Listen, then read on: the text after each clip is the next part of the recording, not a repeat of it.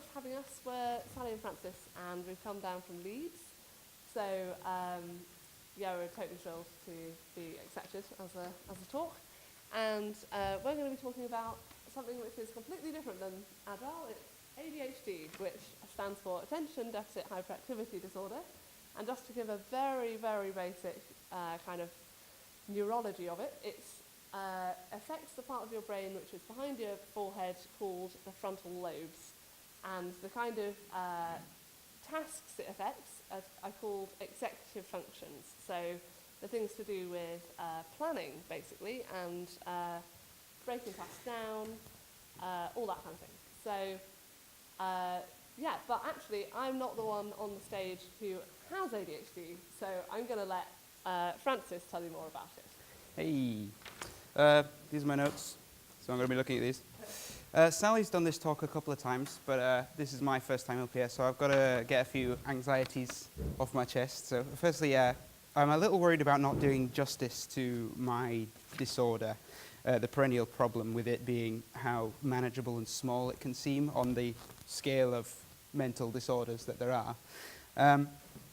Luckily for me, I grew up a generation too early for the instructive clip around the ear, but there are still a lot of harmful ideas around about ADHD, such as ADHD is a myth, ADHD is an excuse for bad parenting, ADHD is an excuse to drug naughty children. When I was diagnosed, we didn't know ADHD carried beyond childhood because as you grow up, the hyperactivity side of it goes away. But we now know ADHD to be much more disabling for grown-ups because grown-ups have responsibility. So yeah, my biggest fear is understating my disability in the face of such stigma. Bearing that in mind, we'll start by explaining a couple of the ways ADHD is actually disabling. So firstly, working memory. ADHD can be described as a kind of time blindness. I am myopic to the future, or more generously, I live my life sort of glued to the moment, like a puppy, which we have a relevant.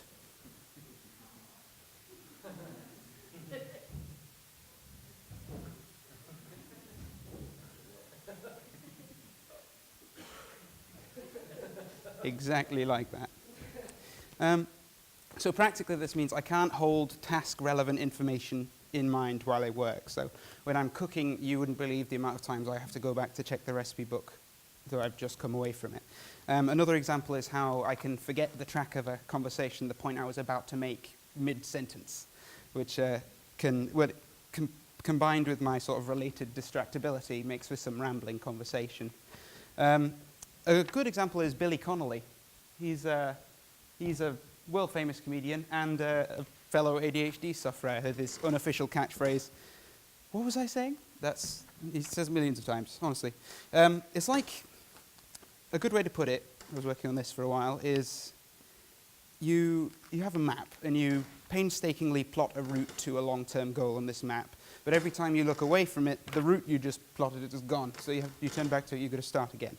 So, yeah, without the ability to hold long-term goals in mind, it becomes really difficult to motivate, to muster the energy to actually try and do anything. Practically, that means I procrastinate a lot. Unfortunately, I find it difficult to shake out of. But, I mean, I have achieved some larger things. For instance, I'm very proficient on the guitar, but only because I like making noise. So, commitment to making noise daily plus 16 years equals accidental mastery of the guitar. This is the kind of thing you need to sort of play with if you. Ooh, it's me. You need to play with if you want to get anything done with ADHD. So there are a number of other disabling features of ADHD, but this isn't actually an ADHD awareness talk. If you want to know anything more about that, I suggest Russell Barkley. He's a leading professor in this, and he's an excellent talker with the rare ability to hold the attention of an attention deficit crowd. So, yeah, I'll hand back to Sally. I'll stand near her because I've got the microphone. We're going to discover how Agile has anything to do with all of this. Cool, thanks. Right, I'm going to hold you like this so you don't forget and wander off. Right, so Yeah, just give you a second to have a look at that slide. Obviously, if you have difficulty with long-term goals and you can't just shake yourself out of that and just like buckle down, then there's going to be eventually some really big problems, right? However, what we're going to talk about now is just us, which, if you haven't gathered, we are actually a couple. We are actually getting married next month.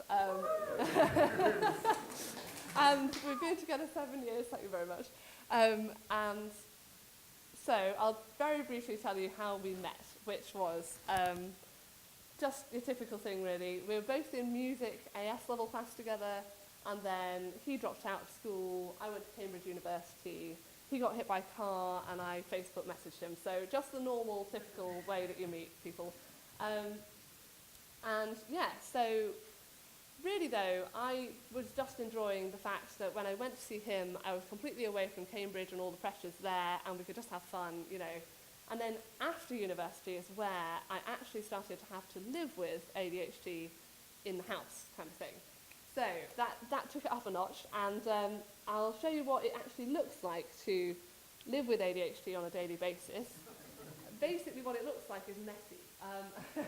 So if you have no working memory of what you put something down and immediately forget that it's there because you need to go do something else. Yes. This is cumulative. Yes, very quickly cumulative. I'm not saying I was perfect either, but our whole house was this kind of level of mess, and just that background chaos was what we were working with. But the other things that happen to do with ADHD are a bit more serious than that, really, because often there are problems with addiction around ADHD, and actually Francis was smoking, that was one thing, but also drinking every night, and that was something which I was particularly worried about. And also, we just didn't have any long-term goals at all as a couple, like the idea of our life together in the future, where it could go, what adventures we could have, you know, none of that seemed to be really alive for us in our relationship. So it was affecting us on just like individual level of having a good job. We were both in fairly dead-end jobs at that point, but particularly you were doing very low-paid, menial, boring jobs like Deliveroo cycle rider with takeaways and that kind of thing. So, yeah. Obviously, I tried to help, and together we could do things like have massive cleanups regularly, or every few months anyway, and we would make it all beautiful again for all of 3 days. And then it would be back to how it used to be. So,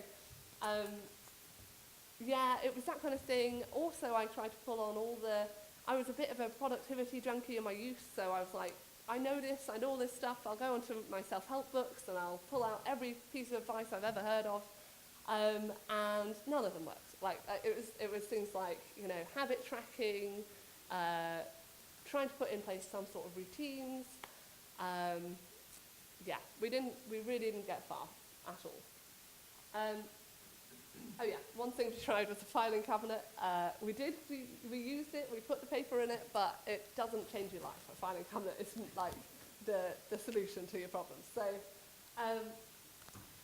yeah, so this is how we come to Scrum. Basically, after a couple of years living together, I kind of backed off on the whole, like, trying to fix Francis's problems, and I thought a bit more about trying to fix my own problems, because I was also not doing that great. I was a part-time administrator, quite low paid, and this kind of side projects I thought would go somewhere just hadn't. So I decided for a total change in career, and I trained myself to code. And after that, I managed to get a job at Sky up in Leeds, and went there on their grad programme. And the very first 3 days of their grad programme was teaching us about Agile.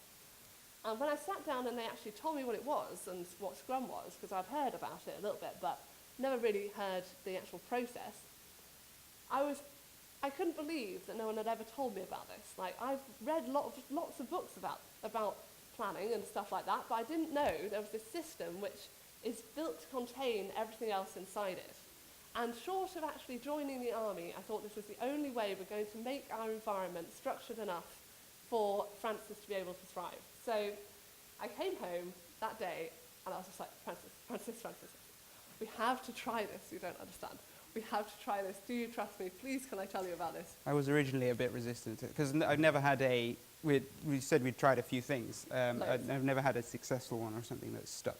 Yeah, So like top amount of time was about 2 months, yeah. or a bit of success with keeping a diary, like strapped to your body, but like that was like about it. And I think it's extremely like props to Francis for continuing to believe there might be something that might work.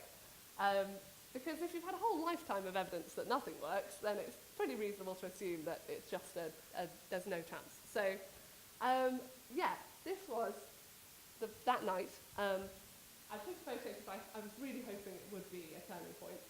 And this is a tiny corner of the table. We've pushed the mess aside and we've made these post-it notes of all the tasks involved with getting a corkboard onto the wall. That was all these were about. And we made sure it was totally step by step. We were like desperate to like create this space so we could actually make this happen. Yeah, and we'd had that corkboard for 3 years and it had been sat like somewhere in the study. And then we finally, within 2 days, had it up and looking like this with its beautiful brand new columns with its different headings, and I had some fun with ribbon. It was good. So we had like this shiny new concept and idea, but the test was whether it would last and whether we had any chance of going further than the initial flurry of activity and hope. So I'm happy to say that was nearly exactly a year ago, and we are still going with our daily scrums, our sprints, everything.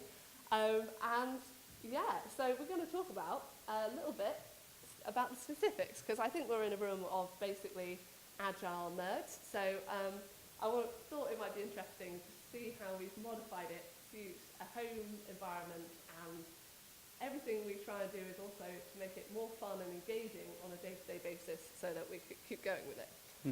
So one thing we've got here is a burn-up chart. Burn down was just boring. Too boring. Like, Too boring. Why not a temperature thermometer going up? Like, so we made that out of a pizza box one night. Then we've also got here the categories of all the different areas of life we need to think about and colour code them. So we've got the backlog on the left there of each category and what we need to get done. So what else do we do? We have... Well, we've basically gamified things as much as possible.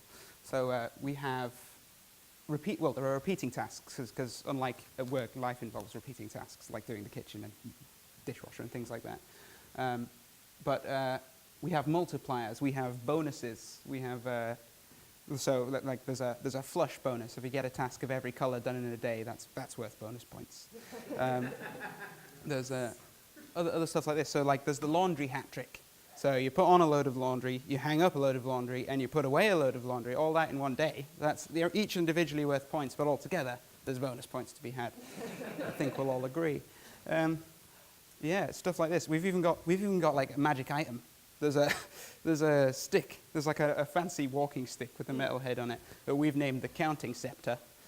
And it's a +2 scepter, which is pretty cool, I think. Yeah, if we actually count up our points that day using the counting scepter, then we earn our +2, and that's like literally for nothing else than just finding that stick. So, yeah, we've also kept it to physical boards. So we also introduced a calendar alongside the main pin board eventually, because that is also a time-honoured technique which does work, but it doesn't work if it is only digital. Yeah, the problem is if it's on my phone, the opportunity for distraction is there as soon as the phone is open. If it's on the wall, it's just like bang there, And you can't turn it off, you can't ignore it too much. And yeah, so what else kitchen rota, like it's not a big idea. Obviously we've thought of that before. But making a rota only for one part of life doesn't really work by itself. But having a rota within the whole system of Scrum did work and was actually Francis's idea. And I nearly fell over when he was like, I think we should have a kitchen rota. No, we have, because we now just have one task on the board, which is kitchen duty, and it is whichever day's version of that. Yeah. So you don't need to cluster up the whole thing with loads of post-it notes just for kitchen, all the different types of things. So We also have a thing called the NST, which is a non-specific tidy for all of those tiny little tasks like sweeping and things, just so we don't get a million post-it notes all over the board. yeah. Yeah. So we keep also try and reduce the visual clutter.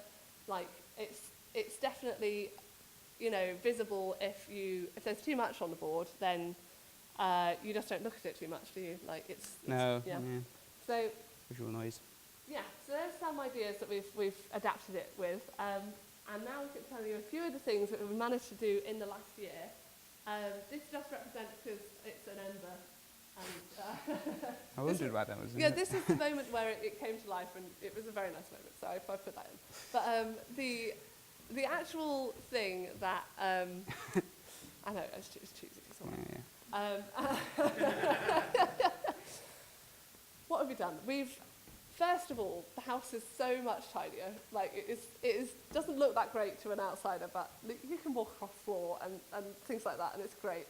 And that's with me working full time now. So Francis actually does pretty much all the housework.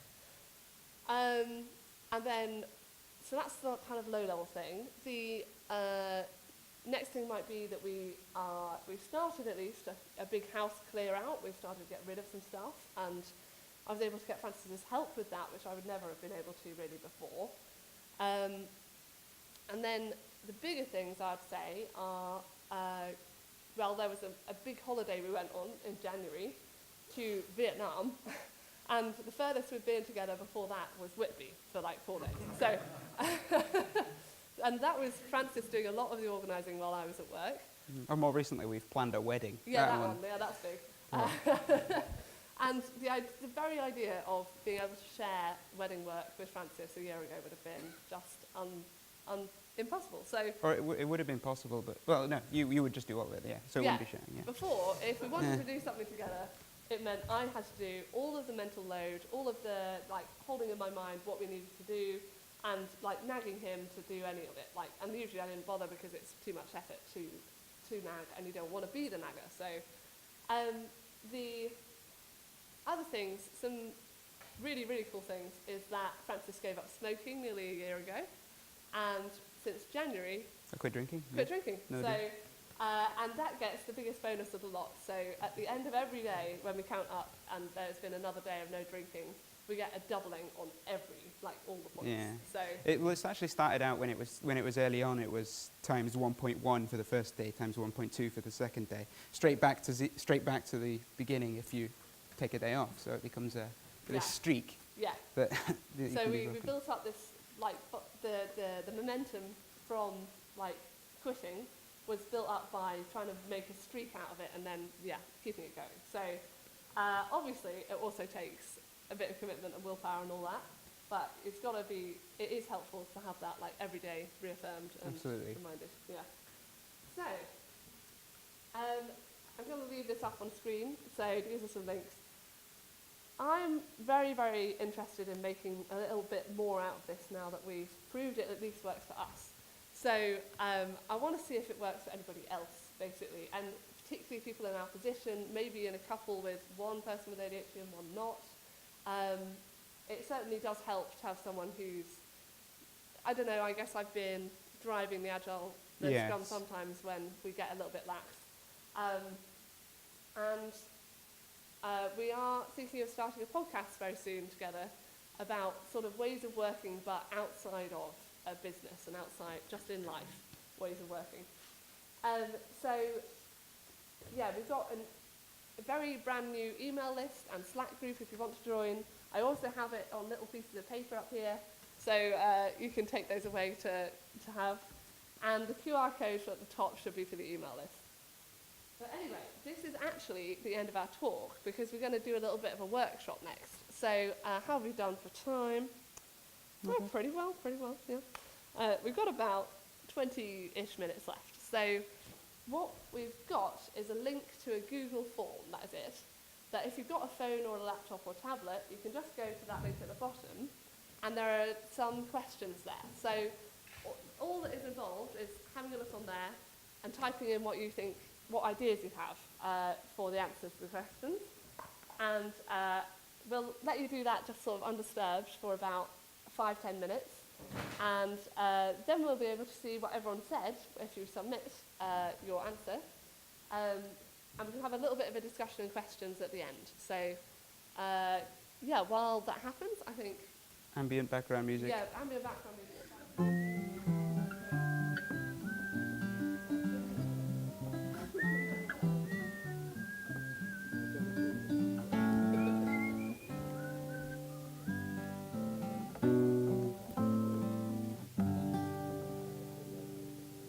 So let's have a look a bit more on your side. So, yeah, where people could use Scrum in places which are not jobs. So, yeah, I've heard of a lot of people using Trello boards and things to plan weddings together. That really works well. Yeah, new house purchase, yes. We are also going to be using it for house renovation after the wedding's done. We need to move on to that. Yeah, so,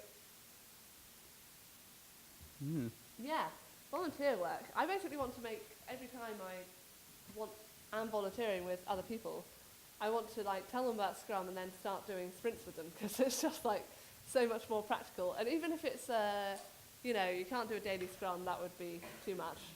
But I reckon you could do like maybe a monthly sprint and then weekly check-ins with each other, like a daily Scrum, where you tell each other what you've done and what you're going to do next. So even just as an accountability partner, I think that works really well.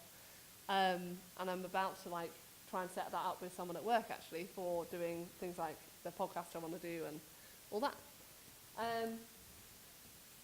Yeah, supporting children with ADHD, definitely, because parents probably can set this up for them, but then do it with them. So it's way less like the parents are just telling the kids what to do. Also, in schools, I reckon it could work for any kids in school. I know not really in our systems now, there's so much red tape, but if there wasn't any red tape, in my utopian school, I would love to try an experiment where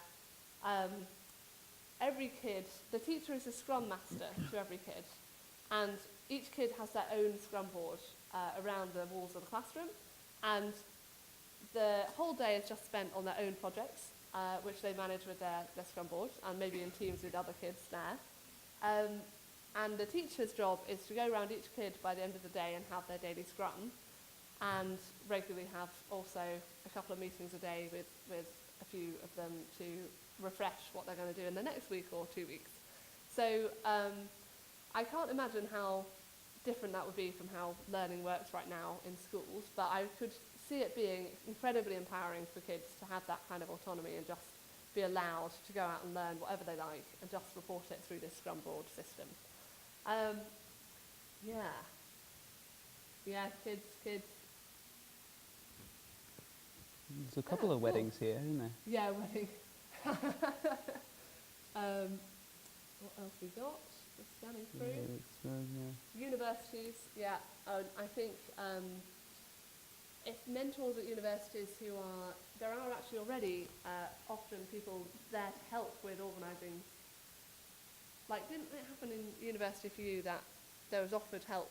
Yeah, but it basically took the form of a load of kind of free stuff, which I wasn't complaining about. But, yeah. But the actual practical help of organising could be given through this suggested system, and a mentor at the what's it called, disability kind of office could be your Scrum master for you, and every couple of weeks meet you and be like, how's your assignment going? What are your next assignments? That kind of thing. Yeah. What are some of the other? What's that? Gamified. Yeah, let's have a look at the gamified one, because that was the one you wanted to have. Yeah. We are definitely going to be using these ideas, by the way. You don't understand how much we're going to be reading these. I couldn't submit yet, but have you heard of Habitica?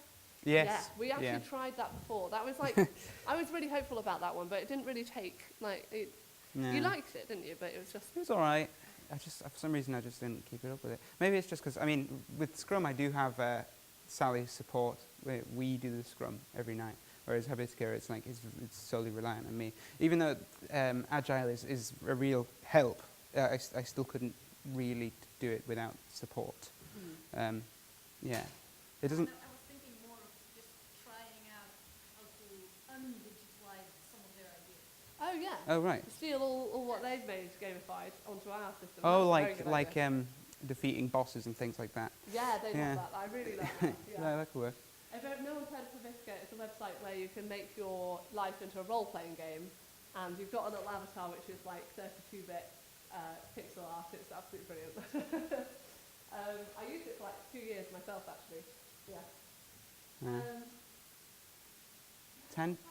Yeah? Yeah, please do. Any questions? Do you think the benefits of like the agile and the board in a way that like, I don't know, the previous way of working, like lists and that kind of thing? Well, the board's useful because the tasks are physical, movable things. So rather than a whiteboard, it's like I can hold the task in my hand and I can move it from doing to done. It's so just list is two couples, like everything is decoupled in one post-it note each, isn't it, for a Scrum board? So then it's more modular and flexible in that way. Yeah. We're attempting to do like a kind of almost like a dance mat set up for the order tasks are done in. So at the sprint plan, you end up with a column for each color in the backlog, and the one at the top is the next task to do, but there's only ever one at a time. So the idea is to move down. You can't do you've only ever you focus on one thing to do. I realize you get the same thing with a list. No, It's that's just interesting. yeah, Understand how, because you went through like the for a few things, yeah.